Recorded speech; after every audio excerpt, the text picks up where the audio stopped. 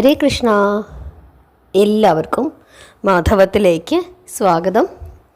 ഇന്ന് എല്ലാവരും പൊങ്കാല ഇട്ട് കാണുമല്ലേ? ഞാനും ഇട്ടു. എന്തൊരു വെയിലായിരുന്നു. നിങ്ങൾ പൊങ്കാല ഇട്ട സ്ഥലത്തൊക്കെ ഭയങ്കര വെയിലായിരുന്നോ? പൊങ്കാല അടുപ്പിലേക്ക് ദീപം പകർന്നപ്പോൾ ഭയങ്കര കാറ്റും ചൂടും. ഭഗവാനെ, ആകെ അവിടെ നിന്നവരൊക്കെ അങ്ങ് ക്ഷീണിച്ച് വലഞ്ഞു. ആ സമയത്ത് ഭയങ്കര വെയിലും. അങ്ങനെ പ്രാർത്ഥിച്ച് ലളിതാ സഹസ്രനാമമൊക്കെ ജപിച്ച്, ഭഗവതിയെ പ്രാർത്ഥിച്ച് നാമങ്ങളൊക്കെ ജപിച്ച്, ഞാൻ ഇന്നലെ നിങ്ങൾക്ക് പറഞ്ഞു തന്ന നാമമൊക്കെ 108 തവണ ജപിച്ച്, അങ്ങനെ ആ വെയിലൊക്കെ കൊണ്ട് നിന്ന് പൊങ്കാലയൊക്കെ ഇട്ട്, പൊങ്കാല അവസാനം 1:15 ആ നൈവേദ്യം നടത്തി കഴിഞ്ഞപ്പോൾ അതുവരെ എൻ്റെ കൃഷ്ണ, എൻ്റെ ഭഗവതി, എന്തൊരു വെയിൽ, ഇങ്ങനെ ആയാൽ പറ്റില്ല, ഇനി തളർന്നു പോകും എന്നൊക്കെ അവിടെ ചുറ്റും കൂടി നിന്ന ആളുകളൊക്കെ 1:15 തളിച്ചു കഴിഞ്ഞപ്പം പരസ്പരം പറയുന്നു അടുത്ത തവണ കാണാമെന്ന്. കാരണം അത്രയും നേരം ആ ചൂടിനെ പഴിച്ചുകൊണ്ട് ഇനി ഇങ്ങനെ ആയാൽ പറ്റില്ല, വരാൻ പറ്റുമെന്ന് തോന്നുന്നില്ല അടുത്ത തവണ ഇതുപോലെ വെയിലാണെങ്കിൽ എന്നൊക്കെ പറഞ്ഞുകൊണ്ട് നിന്ന ആളുകളാണ് ഒറ്റ നിമിഷം കൊണ്ട് വാക്ക് മാറ്റുന്നത്. ഇതാണ് സർവശക്തിയായ മഹാമായയുടെ ലീല. നമ്മൾ പറയില്ലേ, സ്ത്രീകൾ വലിയ വേദനയാണ് പ്രസവ വേദന എന്ന്. ആ പ്രസവ വേദന അനുഭവിക്കുമ്പോൾ സ്ത്രീകൾ പറയും, അയ്യോ ഇനി വയ്യ എന്ന് പറയും. പക്ഷേ പ്രസവിച്ച് ആ കുട്ടിയുടെ മുഖം കണ്ടു കഴിയുമ്പോൾ എല്ലാ വേദനയും ആ സ്ത്രീ, ആ അമ്മ മറക്കും. അതുപോലെയാണ് ഓരോ പൊങ്കാല ദിനങ്ങളും ഇപ്പോൾ വരുന്നത്. കാരണം ഓരോ വർഷം ചെല്ലും തോറും ഭയങ്കരമായ ചൂടാണ്. കഴിഞ്ഞ വർഷം പിന്നെ രാവിലെ ഒന്ന് മഴ പെയ്തതുകൊണ്ട് ഇത്രയും ചൂടില്ലായിരുന്നു. പക്ഷേ ഈ വർഷം സഹിക്കാൻ പറ്റാത്ത ചൂടായിരുന്നു ഇന്നേ ദിവസം ഇവിടെ. നിങ്ങളുടെ അനുഭവം എന്തായിരുന്നു പറയണേ. അതുപോലെ മറ്റൊരു കാര്യം പറയാനായിട്ടാണ് ഇന്ന് വന്നത്. നമ്മുടെ നിത്യജീവിതത്തിൽ നമുക്ക് ഒരു ഉയർച്ച ഉണ്ടാകുന്നതിനായിട്ട് നമ്മൾ സാധാരണയായിട്ട് ലളിതാ സഹസ്രനാമം ജപിക്കാറുണ്ട്. ലളിതാ സഹസ്രനാമം നിങ്ങൾ ജപിക്കുമ്പോൾ, ഞാൻ മുമ്പ് ലളിതാ സഹസ്രനാമം എങ്ങനെ ജപിക്കണമെന്ന് വളരെ വിശദമായി നിങ്ങളോട് പറഞ്ഞു തന്നിട്ടുണ്ടായിരുന്നു. വെറും നിലത്തിരുന്ന് ജപിക്കരുത്, നമ്മൾ വീട്ടിലിരുന്ന് ജപിക്കുമ്പോൾ ഒരു പായിട്ടിട്ട് വേണം ഇരുന്ന് ജപിക്കാനെന്നും, വിളക്ക് തെളിയിച്ച് വെച്ച് ഭഗവതിക്ക് നൈവേദ്യം സമർപ്പിച്ചിട്ടൊക്കെ വേണം ജപിക്കാനെന്നും ഒക്കെ പറഞ്ഞു തന്നിട്ടുണ്ടായിരുന്നു. അമ്മ മഹാമായയുടെ ധ്യാനമുണ്ട്. സിന്ധൂനാരണ വിഗ്രഹാം ത്രിനയനാം എന്ന് തുടങ്ങുന്ന ആ ധ്യാന ശ്ലോകം, ആ ശ്ലോകം ജപിച്ച് ഭഗവതിയെ നമസ്കരിച്ചതിന് ശേഷം മാത്രമേ ലളിതാ സഹസ്രനാമം ജപിക്കാൻ പാടുള്ളൂ എന്നാണ് വിധി. ഇനി ലളിതാ സഹസ്രനാമം കുറച്ചങ്ങോട്ട് ജപിച്ച് കഴിയുമ്പോൾ നമുക്ക് കാല് കഴയ്ക്കുന്നു, ക്ഷീണം, ബുദ്ധിമുട്ട്, മതി, ഇന്നത്തേക്ക് നിർത്താം, അങ്ങനെ നിങ്ങൾ ഒരിക്കലും കരുതരുത്. എത്ര കഷ്ടപ്പെട്ടിട്ടാണെങ്കിലും കുറച്ച് സമയം വിശ്രമിച്ചിട്ടാണെങ്കിൽ പോലും അത് മുഴുവനും ജപിച്ചു തീർത്തതിന് ശേഷം മാത്രമേ നമ്മുടെ ആ പ്രാർത്ഥന പൂർത്തിയാക്കാൻ പാടുള്ളൂ. അതല്ലാതെ പകുതി ജപിച്ചിട്ട് ബാക്കി പിന്നെ ജപിക്കാം എന്ന് കരുതി നിങ്ങൾ മാറ്റി വെക്കരുത്. അക്കാര്യം പ്രത്യേകമായിട്ട് ശ്രദ്ധിക്കുക. നമ്മുടെ ജീവിതത്തിൽ നമുക്കുണ്ടാകുന്ന എല്ലാ വിധത്തിലുള്ള പ്രശ്ന പരിഹാരങ്ങൾക്കും ഏറ്റവും ഉത്തമമായ പരിഹാര മാർഗമാണ് നിരന്തരം ലളിതാ സഹസ്രനാമം ജപിക്കുന്നത്. മറ്റുള്ളവരാൽ ഉണ്ടാക്കപ്പെടുന്ന കഷ്ടപ്പാടുകൾ, എപ്പോഴും നമുക്ക് കഷ്ടപ്പാടുകൾ ഉണ്ടാകുന്നത്, എപ്പോഴും പകുതിയിൽ കൂടുതൽ കഷ്ടപ്പാടുകൾ നമുക്കുണ്ടാകുന്നത് മറ്റുള്ളവരാൽ നമുക്കുണ്ടാകുന്ന കഷ്ടപ്പാടുകളാണ്.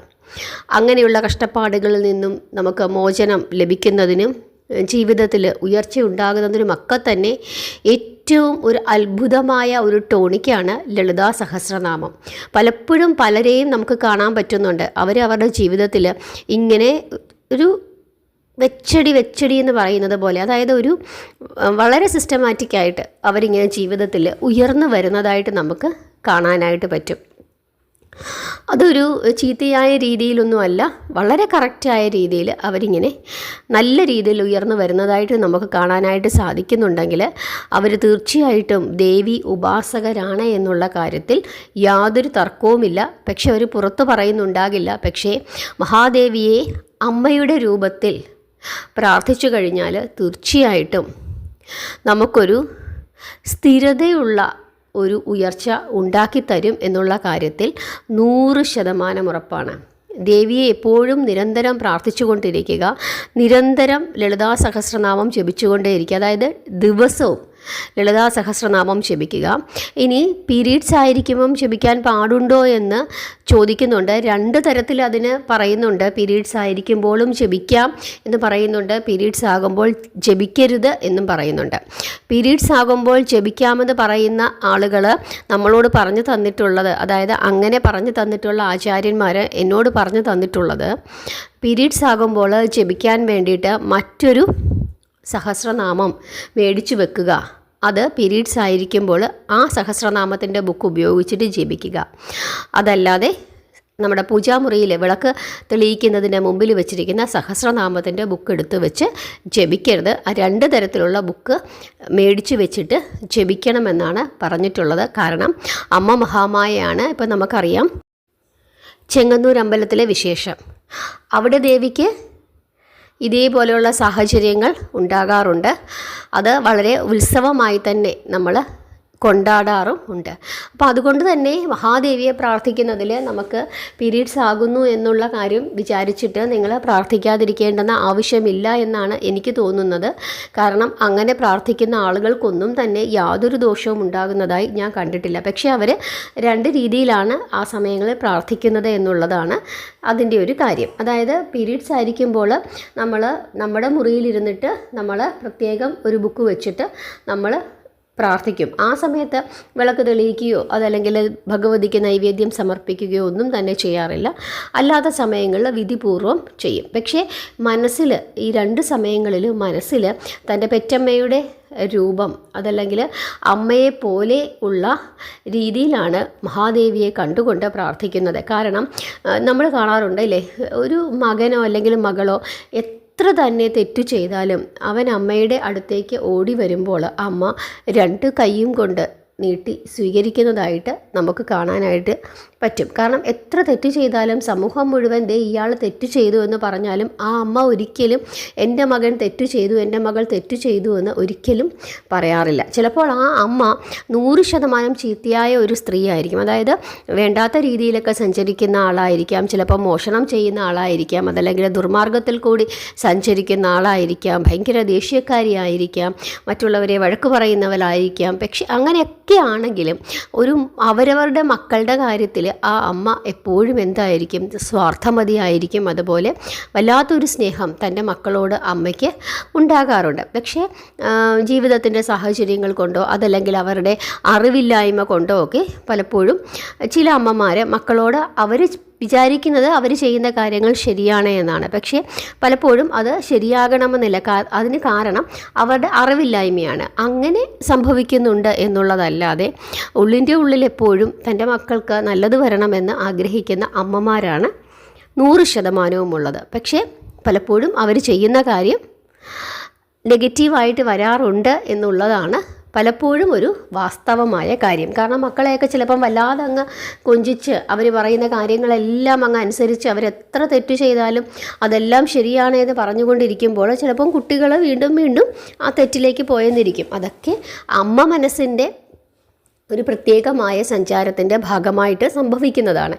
അതേപോലെ തന്നെയാണ് ജഗദംബികയുടെ കാര്യത്തിലും. തൻ്റെ മക്കൾ എപ്പോഴും തൻ്റെ മക്കൾ നന്നായിരിക്കണമെന്നും ഏത് സമയത്തും ആശ്രയിക്കാൻ പറ്റുന്നതുമായ ഒരു ഭഗവതിയാണ് അമ്മ മഹാമായ. നമ്മൾ എത്ര തെറ്റു ചെയ്തെന്ന് പറഞ്ഞു കഴിഞ്ഞാലും അമ്മയുടെ അടുത്ത് പോയി ക്ഷമയാചിച്ച് അമ്മയെ തെറ്റുപറ്റിയെന്ന് പറഞ്ഞ് അമ്മയുടെ അടുത്ത് പോയി കുറച്ചു നേരം ഒന്ന് കരഞ്ഞാൽ അമ്മ അതെല്ലാം മറന്ന് നമ്മളെ അനുഗ്രഹിക്കും എന്നുള്ള കാര്യത്തിൽ യാതൊരു സംശയമില്ല. അതുകൊണ്ടാണ് നമ്മൾ തിരുവനന്തപുരം നഗരത്തിൽ ഓരോ വർഷവും ആറ്റുകാൽ പൊങ്കാലയ്ക്ക് ഇങ്ങനെ ജനങ്ങൾ കൂടി വരുന്നത്. ഇന്ന് തന്നെ എന്തൊരു വെയിൽ, പൊങ്കാല ഇട്ടവർക്കറിയാം സഹിക്കാൻ പറ്റാത്ത വെയിലായിരുന്നു. മറ്റു ജില്ലകളിലിരുന്ന് പൊങ്കാലയിട്ടവർക്ക് ആ വെയിൽ നിങ്ങൾക്ക് അറിയാൻ പറ്റില്ല. കാരണം കുംഭച്ചൂട് എന്നൊക്കെ പറയുന്നത് പോലെ അത്ര തീക്ഷണമായ ചൂടായിരുന്നു ഈ നഗരപ്രദേശങ്ങൾ, തിരുവനന്തപുരത്തിൻ്റെ നഗരപ്രദേശങ്ങൾ അനുഭവപ്പെട്ടത്. പ്രത്യേകിച്ച് സെക്രട്ടേറിയറ്റ്, അതേപോലെ ആയുർവേദ ഹോസ്പിറ്റലിൻ്റെ ആ ഭാഗങ്ങൾ, പഴവങ്ങാടി ഭാഗങ്ങളൊക്കെ തന്നെ അതിഭീകരമായ ചൂടായിരുന്നു അനുഭവപ്പെട്ടത്. നമുക്ക് സഹിക്കാൻ പറ്റില്ല. കാരണം നമ്മൾ ഉടുത്തിരിക്കുന്ന തുണി വരെ കത്തിപ്പോകുന്നുണ്ടോ എന്ന് നമുക്ക് തോന്നുന്ന രീതിയിലുള്ള ഭീകരമായ ചൂടായിരുന്നു അനുഭവപ്പെട്ടത്.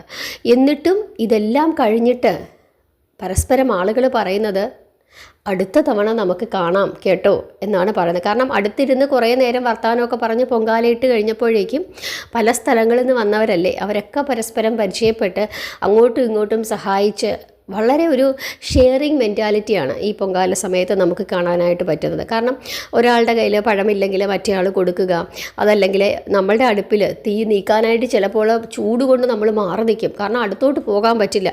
ആ സമയത്ത് തൊട്ടപ്പുറത്തുള്ള ആ ചേച്ചി നമ്മുടെ അടുപ്പിലേക്ക് തീയെല്ലാം വൃത്തിയാക്കി തരിക. അങ്ങനെ ഇത്രയും സഹകരണം, ഇത്രയും സ്നേഹം ചിലപ്പോൾ നമ്മൾ അല്ലാത്ത സമയത്ത് ഇവരുടെയൊക്കെ വീടിൻ്റെ അടുത്ത് പോയി താമസിച്ചാൽ കിട്ടത്തില്ല എന്നെനിക്ക് തോന്നാറുണ്ട്. പക്ഷേ ആ സമയത്ത് പൊങ്കാലയിടുന്ന സമയത്ത് അങ്ങേറ്റം സഹകരണ മനോഭാവത്തോടു കൂടിയാണ് എല്ലാവരും പ്രവർത്തിക്കുന്നത്. അത്രത്തോളം അമ്മ മഹാമായയുടെ അനുഗ്രഹം എല്ലാവർക്കും ഉണ്ടാകുന്നുണ്ട് എന്നുള്ളതിൻ്റെ തെളിവാണല്ലോ ഓരോ വർഷവും ഇത്രത്തോളം ആളുകൾ ഇവിടെ വന്ന് പൊങ്കാലയിടുന്നത്. അതുകൊണ്ട് തന്നെ അമ്മ മഹാമായയെ നിരന്തരം പ്രാർത്ഥിച്ചുകൊണ്ടേ ഇരിക്കുക, ജപിച്ചുകൊണ്ടേ ഇരിക്കുക, ലളിതാ സഹസ്രനാമം നമ്മുടെ ജീവിതത്തിൻ്റെ ഭാഗമാക്കുക. തീർച്ചയായിട്ടും എല്ലാവർക്കും തന്നെ അതിൻ്റെ ഫലം ലഭിക്കുമെന്നുള്ള കാര്യത്തിൽ 100% ഉറപ്പാണ്.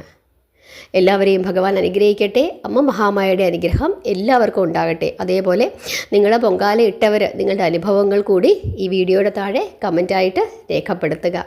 എല്ലാവരെയും ഭഗവതി അനുഗ്രഹിക്കട്ടെ. ഭഗവാന്റെ അനുഗ്രഹം എപ്പോഴും ഉണ്ടാകട്ടെ. ഹരേ കൃഷ്ണ.